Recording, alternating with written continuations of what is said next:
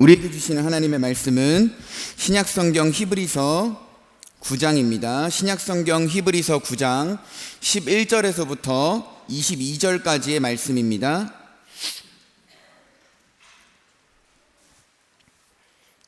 제가 가진 성경 신약 361쪽에 있습니다.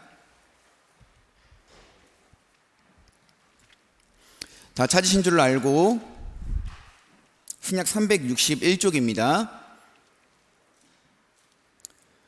우리 다 찾으신 줄로 알고 11절부터 한 절씩 교독하도록 하겠습니다.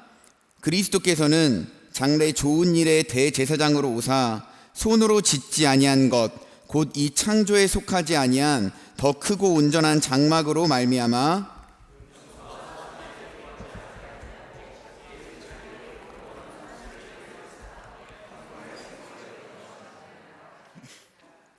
염소와 황소의 피와 및 암송아지의 죄를 부정한 자에게 뿌려 그 육체를 정결하게 하여 거룩하게 하거든.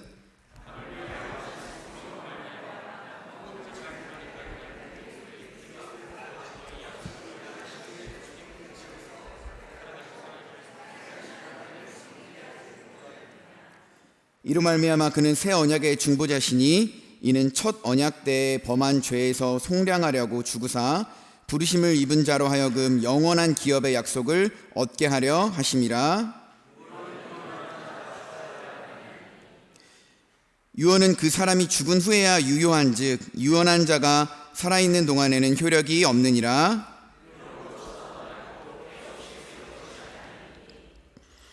모세가 율법대로 모든 계명을 온 백성에게 말한 후에 송아지와 염소의 피 및 물과 붉은 양털과 우슬초를 취하여 그 두루마리와 온 백성에게 뿌리며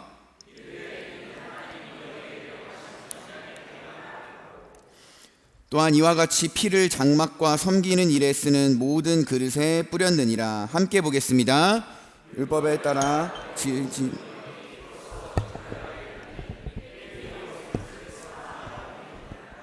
아멘.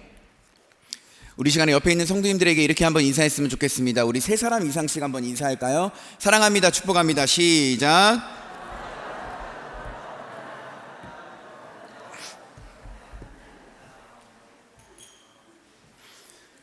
네, 우리 한 번만 더 인사했으면 좋겠습니다. 아름다운 밤입니다. 시작. 네. 자, 우리 이번에 마지막으로 인사하실 때는요, 좀 부끄러우시더라도 이제 눈을 좀 마주쳤으면 좋겠어요. 눈동자, 검은 동자를 보시면서 당신은 봄날의 햇살 같습니다. 시작.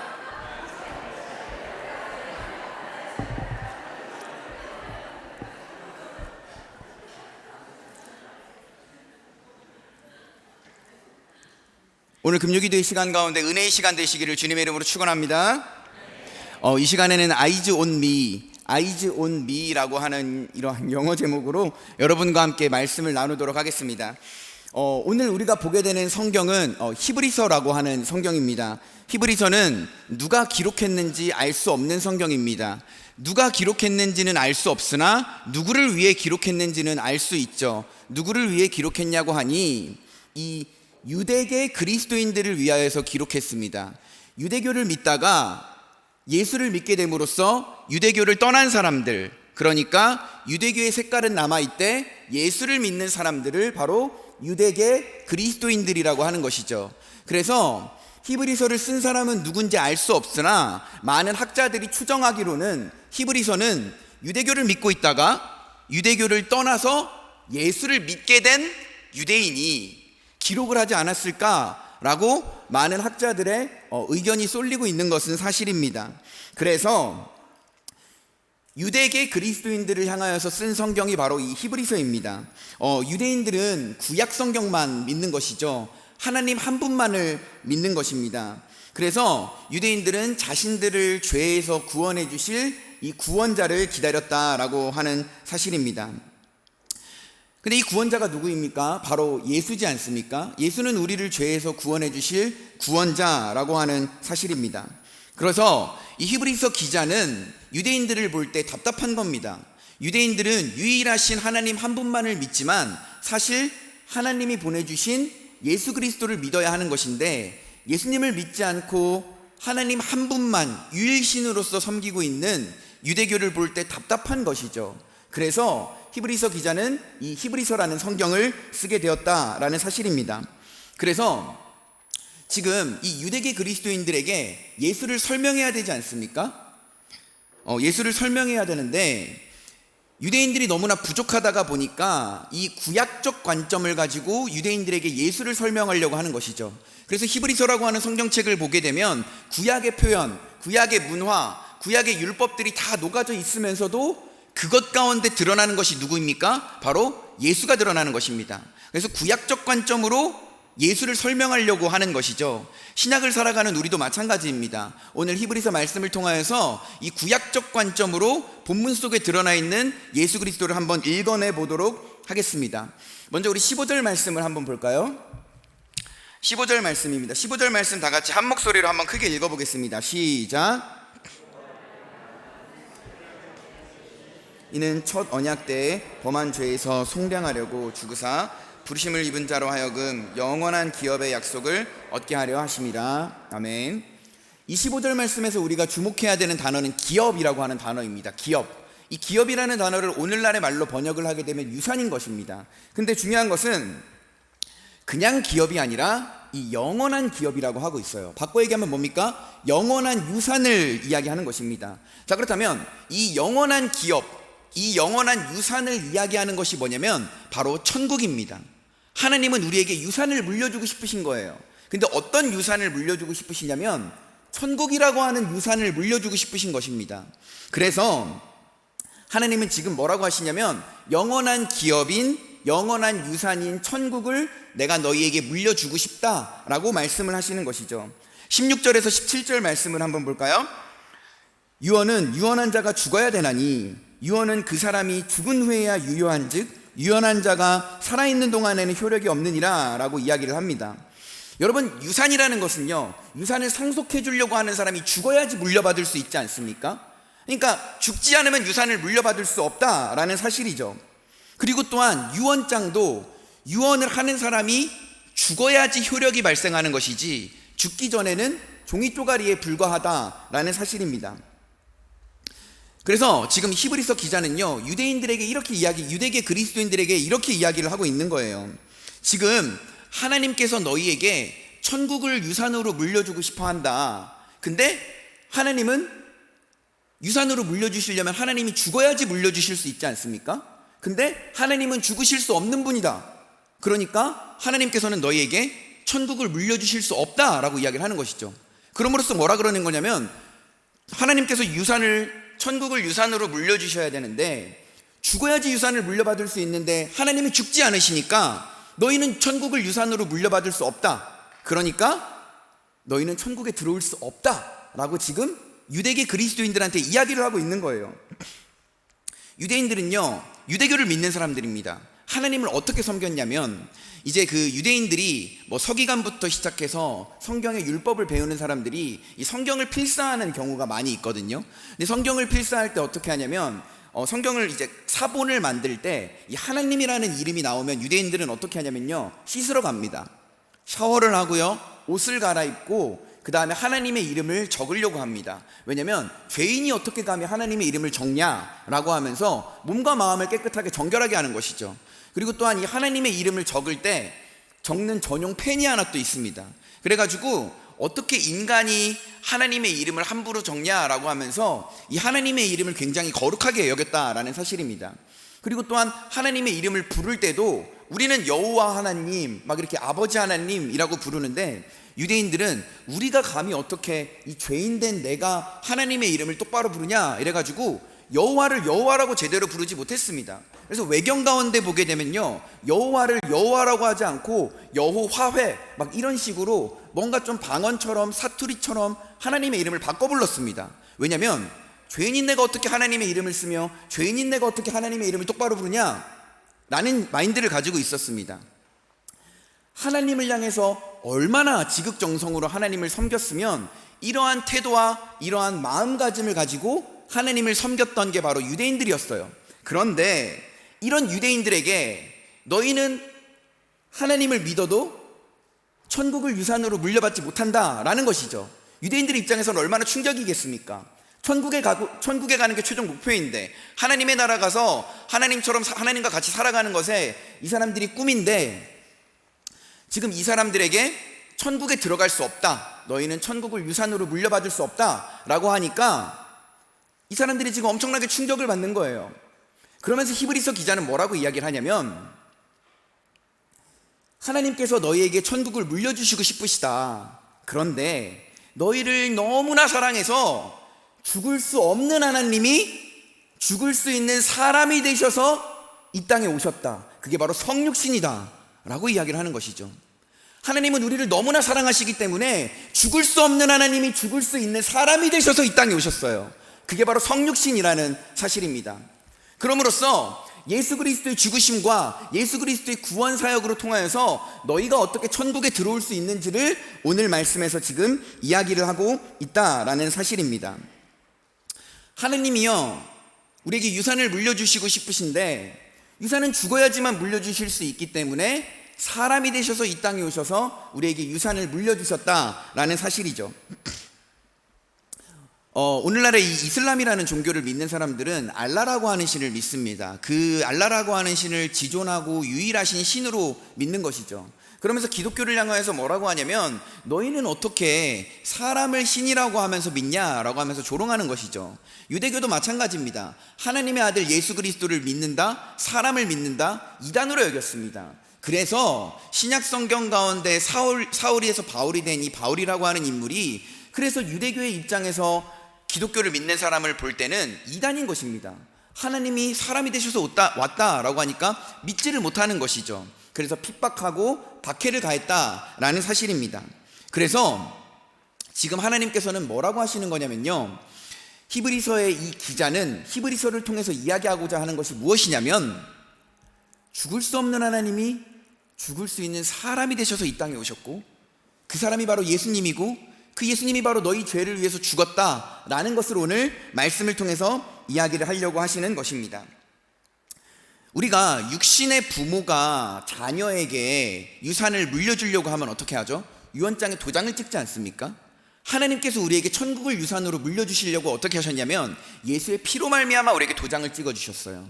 그래서 우리에게 천국이라는 유산을 물려주셨다라는 사실입니다. 이 16절, 우리가 오늘 읽었던 본문 말씀 가운데 16절을 보면요, 이 유언이라고 하는 단어가 나옵니다. 이 유언이라고 하는 단어는 헬라어 원문에서 보면 이 디아데케라는 단어를 쓰는데요, 번역을 하면 뭐냐 그러냐면, 이 유언을 번역하면 언약이라는 뜻이 됩니다. 근데 이 유언이라는 단어는 두 개의 의미를 가지고 있어요. 유언이라는 뜻도 되고 언약이라는 뜻도 됩니다. 그래서 번역을 하면 유언적 언약, 언약적 유언이라고도 하는 것이죠. 유언이라는 의미로 이 본문을 해석을 하게 되면, 유언은 이제 유언으로 번역할 때는 성육신의 의미가 드러나지만, 이 언약으로 번역할 때는 십자가라는 의미가 드러나게 되는 것입니다. 우리가 천국을 유산으로 물려받기 위해서는 하나님이 죽으셔야 됩니다. 근데 하나님께서 죽을 수 없는 하나님이 죽을 수 있는 사람이 되셔서 이 땅에 오셨어요. 그래서 우리를 위해 죽으셨습니다. 그러면 이제 죽었기 때문에 천국을 유산으로 물려줄 수 있지 않습니까? 근데 중요한 것은 하나님의 편에서는 문제가 해결이 됐어요. 하나님은 죽으셨고 천국을 유산으로 물려주시기만 하면 됩니다. 근데 이제 우리 편에서 문제가 생긴 거예요. 천국은 누구만 가는 곳입니까? 의인만 가는 곳이에요. 근데 우리가 죄인이 되어버렸습니다. 그러니까 천국을 물려주시려고 죽으셨다 하더라도 죄인인 우리가 천국에 갈 수 없는 거예요. 하나님의 편에서는 문제가 해결이 됐지만 죄인인 우리 편에서 문제가 해결이 될 수 없다라는 사실입니다. 그래서 하나님께서 사람이 되셔서 오셔서 우리를 위해 죽으셨고, 우리를 위해 죽으셔서 우리의 죄를 용서해 주셔서 우리를 죄인이 아니라 의인으로 만드시기 위해서 예수님이 이 땅에 오셔서 죽으셨다라는 사실입니다. 그래서 이 죽음을 히브리서에서는 어떻게 표현하냐면 12절에 보게 되면요, 영원한 속죄를 이루셨다라고 이야기를 하는 것이죠. 영원한 속죄. 이 영원한 속죄가 뭐냐면요, 유대교에서는 이 영원한 속죄를 어떻게 이야기를 하냐면 6월절에 어린 양을 잡는 것을 가지고 이야기를 하는 것입니다. 우리가 출애굽기 12장에 보면 이 6월절 사건이 최초로 등장을 합니다. 하나님께서 어린 양 한 마리를 잡아가지고 그 피를 우슬초에 찍어가지고 문설주와 좌우 임방에 발라라 라고 명령을 하십니다. 문설주라는 것은 쉽게 얘기하면 문 위를 얘기하는 것이고요, 좌우 임방은 말 그대로 문 좌우를 이야기하는 것입니다. 그래서 문 위와 문 좌우에다가 어린 양의 피를 우슬초에다 찍어가지고 이렇게 바르는 것이죠.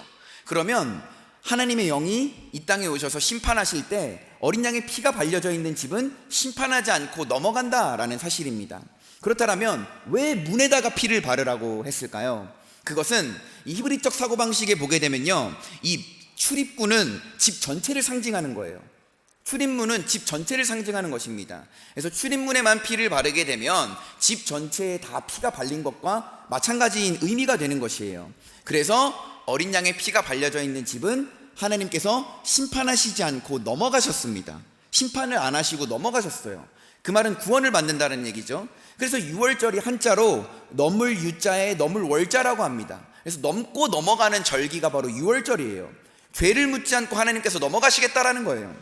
그래서 유대인들이 이 유월절날 그렇게 잡았었던 이 어린 양은 바로 신약 시대에 우리의 죄를 대신해서 죽어주실 예수 그리스도를 가리킨다라는 사실입니다. 그래서 요한복음 1장에 보면 세례 요한 앞으로 세례를 받으러 나오시는 예수님을 향해서 세례 요한이 뭐라 그럽니까? 보라, 세상 죄를 지고 가는 하나님의 어린 양이로다. 그리고 또한 고린도전서 5장에 보면 뭐라 그럽니까? 유월절 어린 양이 곧 그리스도다라고 이야기를 하는 것이죠.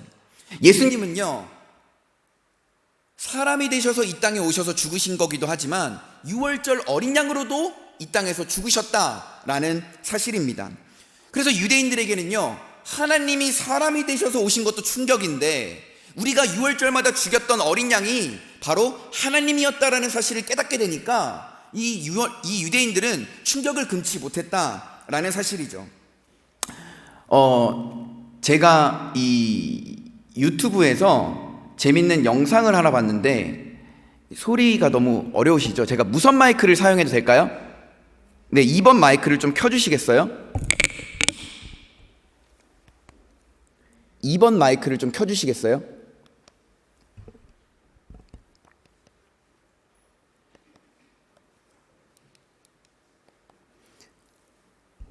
(2번) 마이크 안 나오나요? 네, 그러면 제가 그냥 이 마이크로 하도록 하겠습니다.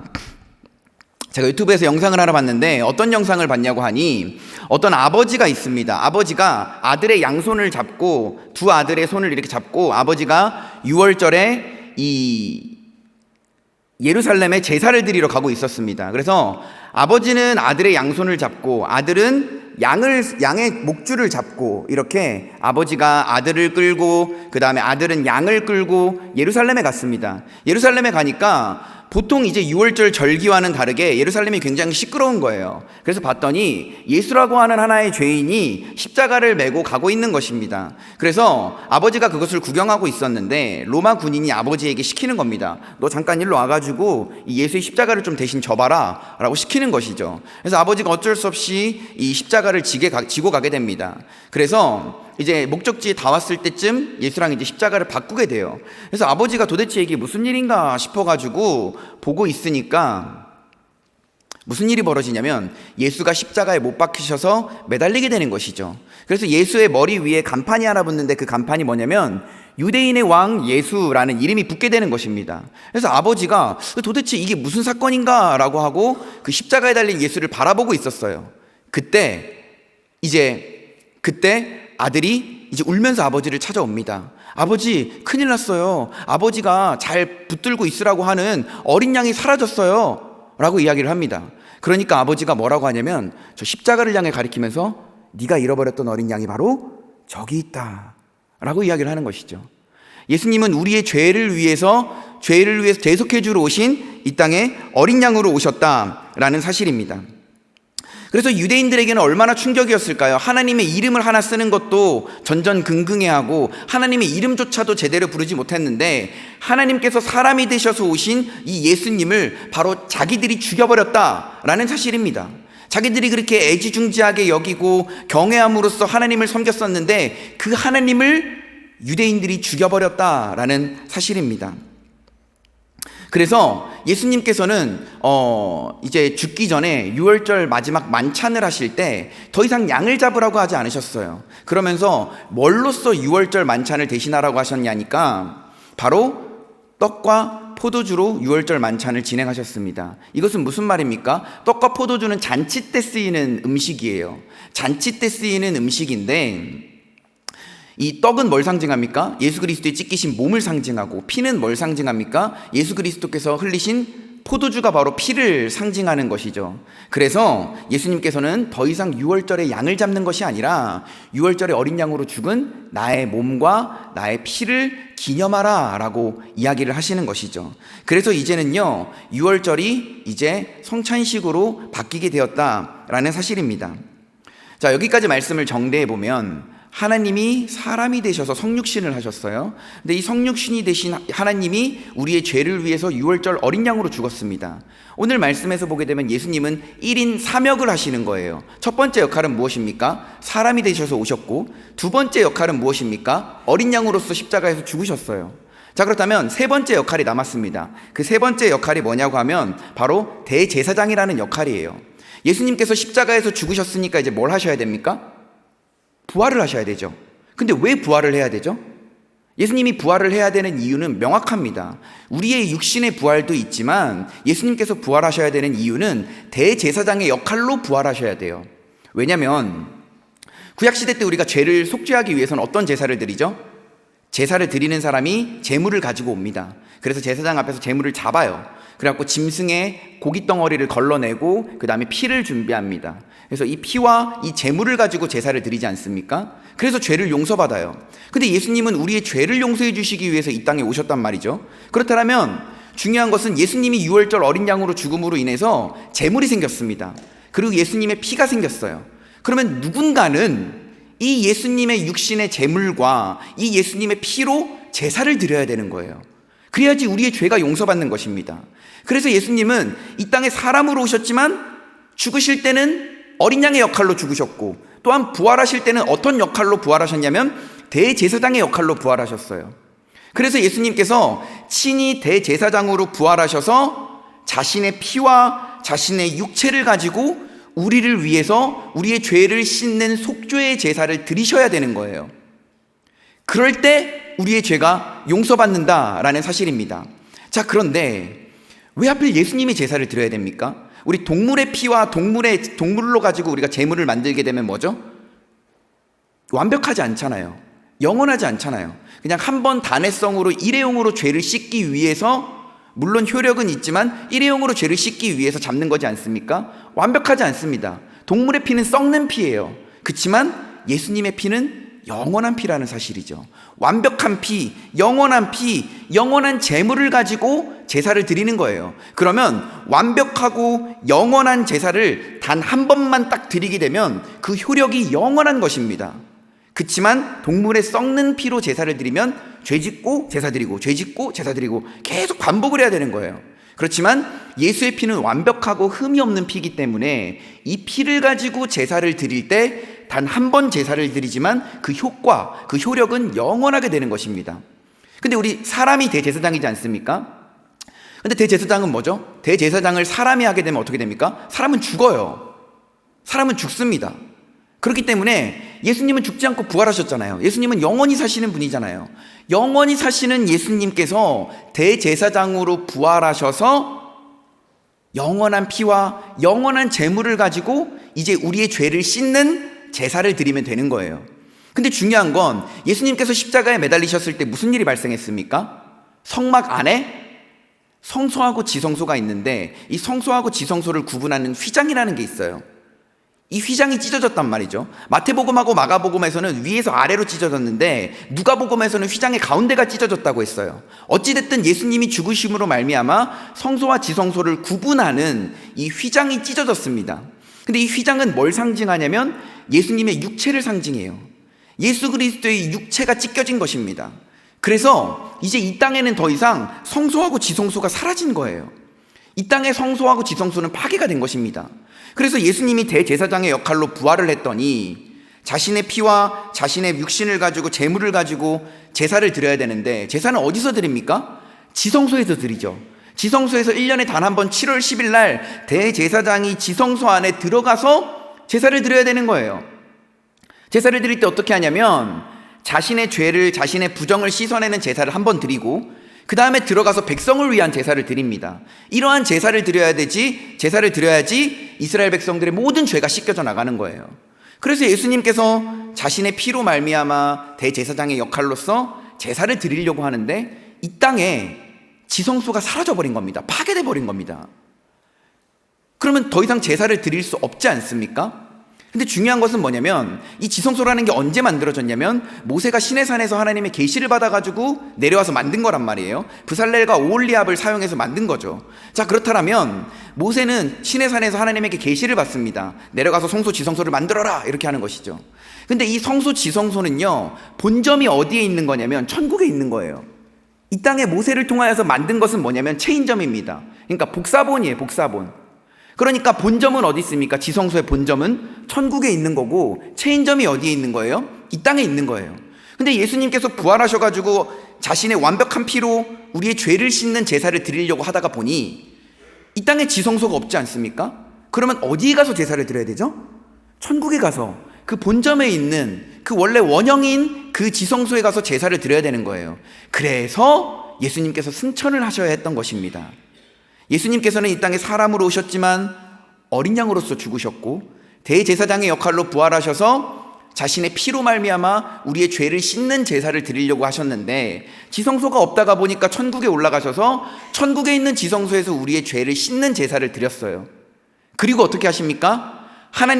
왕 대신 하나님께서 앉으시는 이 보좌가 있지 않습니까? 보좌 우편에 예수님이 앉으셔서 우리를 위해서 끊임없이 우리의 죄를 용서해 달라고 또한 우리를 위해서 기도해 주시는 중보자로서의 사역을 감당하시는 거예요. 근데 예수님이 우리를 위해서 죄를 씻어주시고 하나님의 보좌 우편에 앉으셔서 우리를 위해 끊임없이 중보 기도를 하시는데 육신을 가진 예수님이 더 이상 우리와 함께 하실 수 없으니 우리에게 누구를 보내주셨습니까? 영이신 하나님을 보내주셨죠. 성령을 보내주셔서 우리와 함께 하시게 했다라는 사실입니다. 그래서 여러분들 구원 사역은 간단합니다. 성부 하나님은 구원을 계획하시고 성자 예수님은 그 구원 계획에 따라서 피를 흘리시고 성령 하나님은 그 구원 계획을 그 구원을 우리에게 적용시키는 것입니다. 아버지는 계획하고 아들은 피 흘리고 성령은 우리에게 구원을 적용시키고 우리를 거룩하게 하신다라는 사실입니다. 그럼으로써 예수님께서 십자가를 지시고 죽으셨다라고 하는 이 복음의 핵심은요 간단하게 설명될 수 있는 것이 아니에요. 하나님이 사람이 되오셨고 어린 양으로 죽으셨고 대제사장의 역할로 부활하셔서 자신의 피를 가지고 제사를 드리려고 하다가 보니까 지성소가 없어서 천국에 올라가셔서 천국에 있는 그 원형 그 본점 지성소에서 우리를 위해 제사를 드리시고 우리의 죄가 용서받으니까 우리가 죄를 짓는 것이 아니라 하나님을 따라서 살게 해달라고 하나님의 보좌 우편에 앉으셔서 우리를 위해서 계속 기도하시고 성령은 영으로서 우리와 함께 하시면서 그 구원 사역을 우리에게 적용하시고 또한 성령은 로마서 8장에 의하면 말할 수 없는 탄식으로 우리를 안에서 기도하시고 우리를 위해서 하나님 앞에 간구하심으로 우리가 하나님의 뜻을 따라 살 수 있도록 도우신다라는 사실입니다.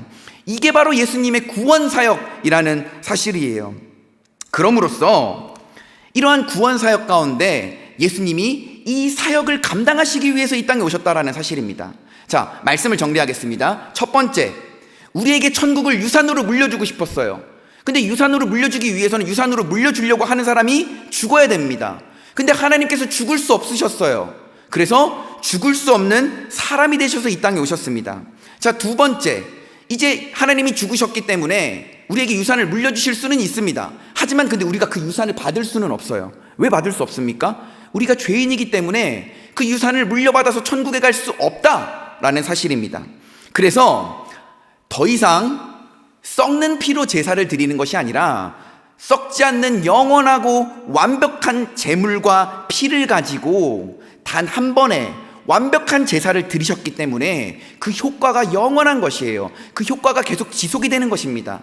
그래서 세 번째, 예수님께서는 대제사장의 역할로 부활하셔서 그 피를 가지고 우리를 위해서 제사를 드리셨다라는 사실입니다. 네 번째, 천국으로 승천하셔서 우리를 위해 제사를 드리시고 그것에서 우리를 위해 기도하고 계신다라는 사실입니다. 자, 우리가 이 히브리서의 어려운 말씀을 간략하게 들었는데요, 이 말씀을 듣다가 보면 우리가 무슨 생각이 듭니까?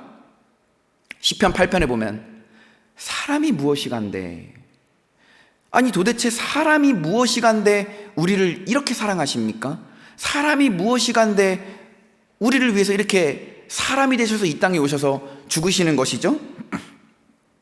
이유는 요한복음 10장에 나와 있습니다. 요한복음 10장에 보면 예수님이 뭐라고 하십니까? 자기 자신을 나는 선한 목자라. 선한 목자는 양들을 위해서 목숨을 버리거니와. 토실토실하고 몽실몽실한 이 양 같은 우리들을 위해서 예수님께서 선한 목자로 이 땅에 오셔서 죽어주셨다라는 사실입니다. 여러분, 오늘 말씀의 제목이 제가 조금 어렵지만 영어로 잡았는데요, 간단합니다. 이 Eyes on Me라고 하는 제목인데요, 제가 예전에 이 영어 유치원에서 설교를 할 때 애들에게 썼던 표현입니다. 이 eyes라는 것은 뭡니까? 눈들이라는 뜻이죠. on me는 뭡니까? 나에게라는 뜻입니다. 그러니까 eyes on me, eyes on me 라고 이제 애들한테 영어로 얘기를 하면 무슨 뜻이냐면, 너희 눈들을 다른 데 보지 말고 나한테 봐라, 나에게 집중해라, 주목해라, 이런 뜻입니다. 그래서 제가 애들한테 맨날 Hey guys, eyes on me, eyes on me 이렇게 하면 이제 애들이 저를 막 이렇게 쳐다봤었거든요. 제가 이 제목을 왜 정했냐고 하니, 오늘 말씀을 통해서 예수님은요 이렇게 말씀하시는 거예요. 내가 너희를 위해서 죽은 선한 목자다. 그러니까 너희는 나를 봐야 돼. Eyes on me. 나를 좀 바라봐 줄래? 너네가 나를 바라봐 주지 않으면 죄의 유혹을 받아. 너네가 나를 바라봐 주지 않으면 늑대에게 잡혀간다니까. 너희 한눈 팔고 제정신 안 차리면 너네 낭떠러지에 떨어져서 죽어. 그러니까 선한 목자 대신 나를 바라보면서 너희가 살아가라 라고 하는 이야기인 것입니다. 그래서 세상을 따라서 살아가고 돈을 바라보고 세상을 바라보면 우리가 멸망하고 죄의 유혹에 빠져버리지만, 선한 목자 되신 예수님을 주목하고 선한 목자 되신 예수님을 바라보면서 그분의 인도하심을, 선한 인도하심을 따라갈 때에 우리가 양으로서 예수님을 온전히 따라갈 수 있다라는 사실입니다. 4월 우리 둘째 주에는 고난주간이 있었죠. 그런데 고난주간에만 예수를 바라보는 것이 아닙니다. 우리는 매일매일의 삶에서 예수를 바라봐야 하는 것입니다. 고난주간에 우리 흔히 하는 거 있지 않습니까? 성경을 필사하고, 안 외우던, 수련회 때만 외우던 성경 구절을 갑자기 외우기 시작하고, 금식을 합니다. 또 그냥 금식을 힘드니까 부분 금식을 합니다. 부분 금식을 하기 싫으니까 또 미디어 금식을 합니다. 그러면서 여러 가지로 막 성경을 필사하고 평소에 하지 않던 걸 고난주간에 하려고 그래요. 그 이유가 이겁니다. 예수님의 고난을 내가 동참하기 위해서. 그런데 이건 어떻게 보면 성경적으로는 잘못된 것입니다. 왠지 아십니까? 우리는 예수의 고난에 절대로 동참할 수 없어요. 우리는 예수의 고난을 절대로 경험할 수 없다라는 사실입니다. 예수의 고난을 우리가 그냥 흉내를 내는 것이에요. 그것은 어떻게 보면 성경적으로 잘못된 것입니다. 그렇다면 우리가 고난주간에 무엇을 해야 되는 것입니까? 예수 그리스도가 이 땅에 사람으로 오신 성육신을 묵상해야 되는 것이죠. 그리고 또한 그가 6월절의 어린 양처럼 죽으신 그 죽으심을 묵상해야 되는 것이죠. 그리고 또한 대제사장으로서 부활하셔서 우리를 위해 속죄제를 드리신 그 대제사장의 사역을 감당하신 예수 그리스도를 묵상해야 되는 것이죠. 그리고 하나님의 보좌 우편에 앉으셔서 우리를 위해 중보하시는 그 예수님의 중보기도의 사역을 묵상해야 되는 것이죠. 그리고 또한 성령 하나님께서 우리와 함께 하시면서 우리에게 구원을 적용시키시고 말할 수 없는 탄식으로 우리를 위해서 간구하시는 그 간구하시는 사역을 우리가 묵상해야 되는 게 바로 고난주간에 해야 되는 일인 것입니다. 고난주간에는 이 예수님의 이러한 사역들을 우리가 깊이 묵상을 해야 되는 것이죠. 그렇다면 여러분들은 4월달 고난주간을 어떻게 보내셨습니까? 한번 되돌아보시기를 바랍니다. 그래서 고난주간에 이렇게 예수를 묵상함으로써 나를 위해 죽으신 예수 그리스도를 바라보면서 살아가야 하는 것이죠. 여러분, 부활절도 마찬가지입니다. 제가 예전에 다녔던 영어 유치원에서는요, 부활절에 삶은 계란을 주지 않습니다. 에그타르트를 줘요. 계란빵을 줍니다. 오믈렛을 해줍니다. 오믈렛도 이제 비건인 친구들이, 채식주의자인 유치원 애들이 있어요. 그럼 뭐 하냐면 야채를 넣어서 이제 오믈렛을 만들어줘요. 그리고 또 치즈 좋아하는 애는 또 속에 치즈를 넣어줘가지고 치즈 오믈렛.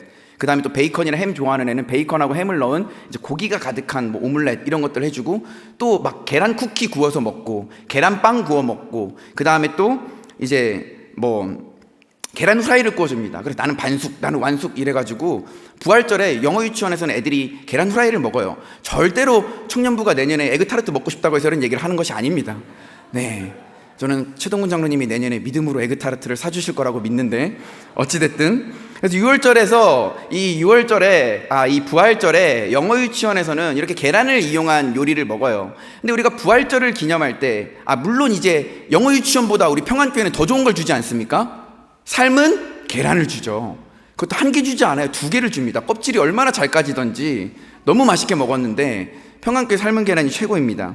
자, 그런데 어쨌든 이 부활절에 계란을 먹는 이 유래가 있지 않습니까? 근데 우리가 부활절에 계란을 먹고 여러 계란과 관련된 음식을 먹는 것도 중요한데, 더 중요한 것이 뭐냐면 예수 그리스도께서 우리를 위해 부활하셨다는 사실, 부활하셔서 우리에게 신령한 육체를 주시기 위해서, 새 생명을 주시기 위해서 부활하셨다는 사실, 예수 그리스도께서 먼저 우리를 대신해서 부활하셔서 우리의 죄를 씻는 제사를 드리기 위해서 부활하셨다는 사실을 더 깊이 묵상해야 되는 것이지, 이 계란으로 관련된 무슨 삶은 계란이 중요하거나 계란에 관련된 그런 요리가 중요한 것이 아니다라는 사실입니다. 그럼으로써 고난주간에서는 예수님의 이러한 구원 사역을 깊이 묵상해야 되고, 부활절에는 예수 그리스도께서 부활하신 이 부활의 사역을 묵상을 해야 되는 것인데, 오늘날의 이 고난주간과 오늘날의 이 부활절이 어떻게 흘러가고 있는지는 잘 모르겠습니다. 하지만 우리는 고난주간의 그 예수님의 사역과 부활절의 그 예수님의 부활하심을 기념하여서 우리는 깊은 묵상이 필요하다라는 사실입니다. 그리고 이것 가운데서도 그 무엇보다도 6월절 어린 양으로서 우리의 죄를 위해서 죽으신 예수님을 깊이 묵상해야 한다라는 사실입니다. 그렇다면 우리가 이것을 묵상하면서 어떻게 살아가야 할까요? 우리가 도대체 이 사실을 묵상하고 이 말씀을 기억하면서 어떻게 살아가야 될까요? 고린도후서 5장 15절 말씀입니다. 우리 자막에 나올 텐데요, 우리 한 목소리로 다 같이 한번 읽어보겠습니다. 시작. 이제는 그가 모든 사람을 대신하여 죽으심은 살아있는 자들로 하여금 다시는 그들 자신을 위하여 살지 않고 오직 그들을 대신하여 죽었다가 다시 살아나신 이를 위하여 살게 하려 하심이라 라는 것입니다. 쉽게 얘기하면 뭡니까? 예수가 너희를 위해서 죽었으니 너희는 이제 더 이상 너희를 위해 살지 말고 너희를 위해 죽으신 예수를 위해서 살라라고 이야기를 하는 것입니다. 그러므로써 선한 목자 되신 예수님이 우리를 위해서, 우리의 죄를 씻겨주시기 위해서 죽으셨다라는 사실이죠. 그러므로써 우리는 어떻게 살아가야 됩니까? 세상을 바라보는 것이 아니라 예수를 바라보면서 살아가야 되는 것이죠. 세상을 바라보면서 돈의 유혹과 죄의 유혹 가운데 이끌려서 살아가는 것이 아니라 살아계신 예수를 바라보고 그 예수를 따라가는 삶을 살아야 한다라는 것입니다. 그래서 선한 목자 되신 예수님은요, 우리를 위해 죽어주시고 우리의 죄를 씻겨주시고 하시면서 우리에게 말씀하시는 것이 뭐냐면, 나를 좀 봐줄래? Eyes on me. 너희가 세상의 다른 것들을 바라보면서 사는 것이 아니라 나를 바라보면서 살아가 줄래? 라고 이야기를 하는 것입니다. 그래서 우리가 예수님을 바라보면서 내가 이 땅에서 어떻게 예수를 바라보면서 예수를 따라가는 삶을 살 것인지를 고민해 봐야 됩니다. 예수님께서는 자기 십자가를 지고 나를 따라오라고 하셨거든요. 그렇다면 과연 도대체 내가 어떤 십자가를 지고 예수를 따라가야 되는지를 한번 고민해 보시길 바랍니다. 내가 예수를 어떻게 따라가야 되는지, 하나님께서 나에게 맡기신 사명, 하나님께서 나에게 맡기신 십자가가 무엇인지를 깊이 고민해보고 묵상하시면서 예수를 바라보며 선한 목자 되신 예수 그리스도를 따라갈 수 있는 저와 여러분들이 되시기를 주님의 이름으로 축원합니다. 우리 시간에 보혈을 지나다 같이 찬양하도록 하겠습니다.